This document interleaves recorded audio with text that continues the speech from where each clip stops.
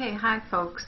This is the Science Peer Mentor Training Program for this fall, 2015, and I'm Ginny Mayer. I'm the Health Professions Advisor and also organizing the Peer Mentoring program for this year. So this is meant to be a relatively short program to give you an overview of the mentoring program, what your role is, kind of some do's and don'ts. And the form that you're accessing this through will ask you if you are still interested after you finish the training. So this hopefully will give you enough information to make that decision. Okay, so the intention of the program, we want to start there. The mentor is really not a tutor. I want to emphasize that. You're not expected to be a tutor for the science classes that freshmen and transfer students are taking. Instead, you're really a buddy. So you're a source of advice, support, and encouragement to students who are starting at Fisher in the sciences. The basic expectations of the mentor, so I'm calling you folks mentors, the ones who are the experienced students, those that you work with, the freshmen or transfer students that you are matched with, I'm calling mentees. So your mentees, you'll be assigned to a mentee if you decide you'd like to be a mentor, and I would like you to try to contact them before next Friday, September 18th. And there's a couple goals with that contact. One is to introduce yourself, sort of give a brief, basic overview of what you're doing here at Fisher, what your interests are.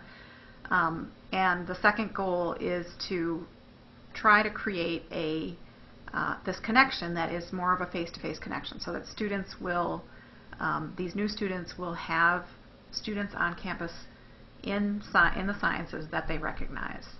So to do that, you'll have to provide your mentees with contact information. Whatever you're most comfortable with is fine. And then encourage them to contact you, and of course, try to set up a face-to-face meeting. This probably is one of the hardest things to do. We used to have an ice cream social, and we may still, the biology department may still have an ice cream social this fall, but it's not in the works yet. So you can arrange to meet outside of a class, say, somewhere in the hall, just to say hello.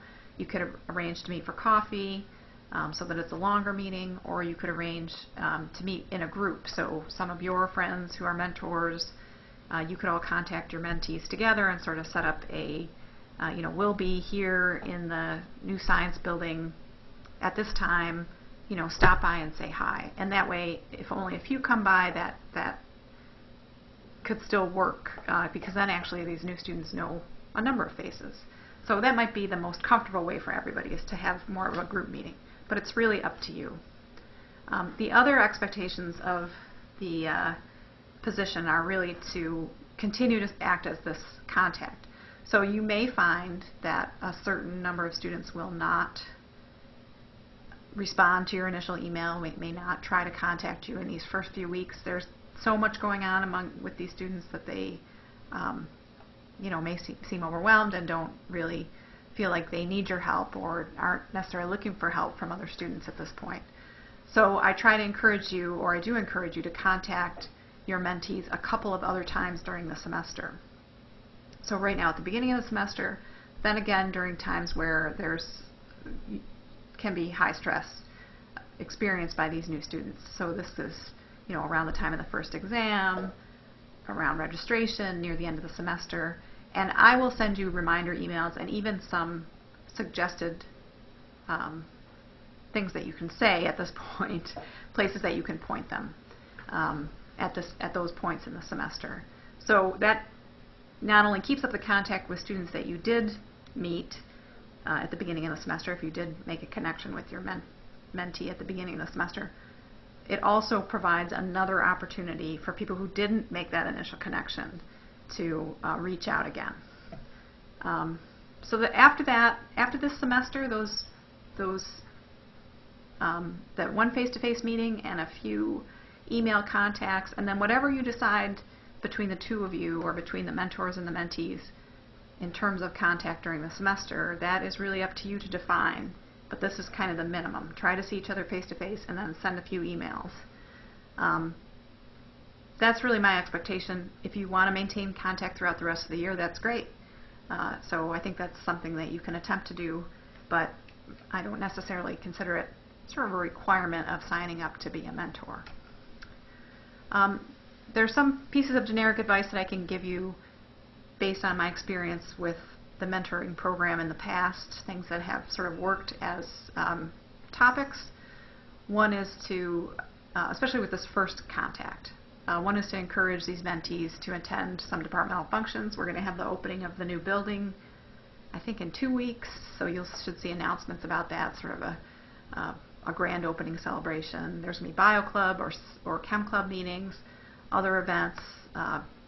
The loss lecture sometimes occurs in the fall. The science and technology alumni gathering, which I think students can come. And so you can encourage them to get integrate into the social events of the department and then also attend them, which will provide this continued reinforcement of this relationship. Another thing that you can talk about with these students is opportunities in the department, for instance, research that they might be interested in. I would add you to the list of people who should be encouraging your mentees to get to know the faculty in the department. As you know, I hope, the faculty here are very open and helpful, and it sometimes takes a little while for that ice to break between new students and faculty, so the more positive reinforcement you can give the new students to see faculty before problems arise, the better for everybody. The other thing I want to say in terms of generic advice is you don't have to know everything, right? So don't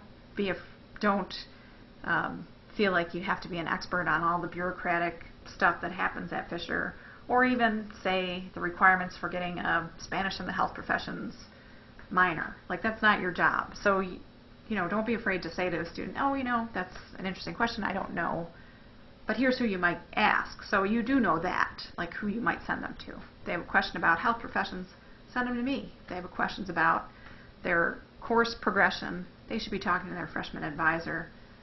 If they're a transfer student, to their departmental advisor to get answers to those questions. Another piece of advice that I would give you is to try to stay positive. Many of you maybe had very good experiences for the first 6 weeks of the semester, but this is usually the hardest transition point for a college student, is these first 6 weeks. So they're starting to learn how difficult some things can be, some of the courses, some of the assignments. So, one way to sort of get through that without getting too down is to think about what are you actually getting out of an experience, even if it seems especially negative at the time. The other thing, of course, you may hear about is students complaining about general chemistry. I've worked at 4 different institutions and teaching biology, and you hear the same thing about general chemistry everywhere. It's not harder here than it is any other place. It's taught a little differently, but we know from experience, based on the students' success on the standardized ACS exam, that it's actually a good way to teach chemistry. So chemistry is not necessarily an easy course, and it's not Fisher. It's not unusually difficult at Fisher compared to other schools. Okay, so a couple of what-ifs. One is probably the most common problem or question that I'll get from students is, what happens if my mentee is not responding? Well, like I said, this is early in their career. They're bombarded with a whole bunch of things. There's going to be students who just don't take advantage of this. But you can let me know, and if there are other students who are not paired with a mentor who came to me late for whatever reasons, then I can pair you with those individuals. I think 2 emails, this initial contact without a response, is fine. But I would follow up later in the semester when I send those reminders around the week 6, kind of a check-in. Still follow up with those mentees even if they didn't respond to the initial email, because you don't know, they may respond to this later in the semester when they're starting to feel more pressure. What do you do if the student's having academic problems? Again, you're not a tutor, but there's lots of resources that you can suggest to them. I think I already covered this a little bit. Sometimes students will ask you questions about whether this is the right path for them. Provide advice, but refer them to their advisor, to me, to other faculty, whoever. And then if there's actual personal problems that you're hearing about, again, it's not your job to have to solve these problems. You're not a counselor. There's certainly the resident director, the wellness center, and other resources. The other thing I want to say is that if you have any questions or concerns, please contact me. But in the meantime, good luck. Enjoy yourselves if you decide that you want to do this, and let me know in this form if, given what you've heard about the expectations, that this is not what you want to do.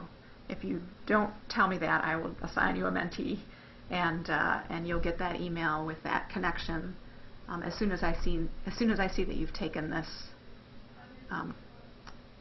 this training. I shouldn't say as soon, but as soon as I get it done, if I've seen that you've taken this training. So anyway, good luck, and thanks again for volunteering. It's a really great service to the department, to all the science departments.